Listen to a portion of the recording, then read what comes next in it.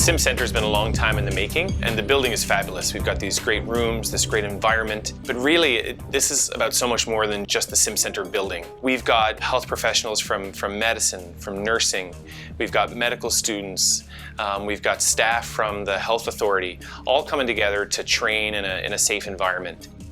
The ability to have students work with other students at a senior level was something that we were unable to do just working within our school. The Simulation Center provides a place for our students at third-year level who've already completed and mastered what they need to do within the role of the nurse to now broaden their perspective and work with highly complex patients within an interdisciplinary model.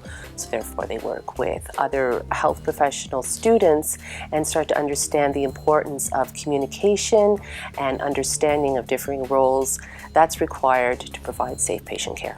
My main interest in simulation is working with the whole operating room team. That is the anesthesiologist, the surgeon, the nurses, the anesthesia technicians. And what we like to do is come into the simulated operating room and have scenarios that simulate rarely occurring crises and see how we respond to them as a team and how we manage them. And then following the simulation, we debrief it to see how we could do it better in real life. And that has been a great learning experience for us all, working together and sharing ideas for improving patient safety. That's what it's all about, patient safety. When we do the work of debriefing, I think it requires a real strength of character on everybody's behalf. From our learners, we need them to be able to feel comfortable and safe to share their mental models and to be able to articulate how it is they did what they did and why it is they did what they did. And I think our facilitator's job is to ask the beautiful questions, to be able to bridge the clinical situation that we just experienced and get all the learning available from that event, but then to be able to bridge it to the clinical so that we do this work not just here in the simulation lab, not just about that clinical situation, but also what are the situations like this? What are the frames of reference we can share and learn from that we can take into our clinical practice with us?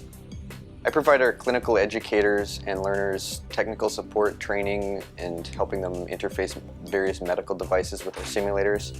Some of our higher-end simulators, pupils can dilate, their breathing, their chest rises and falls. They can interface more with medical devices, where some of our lower task trainers are more specific task-oriented. What I think is really great about this facility is that we have three stakeholders, the UVic School of Nursing, the Faculty of Medicine and Island Health. And we have access to all these different people who can work together to do these different simulations together. What I also think is going to be really great going into the future is our opportunity to do research and look into how simulation helps healthcare, what sort of tasks are really helpful to do in these centres versus things that might be better done in the hospital. There's a lot of room for us to grow and a lot of different things we can look into.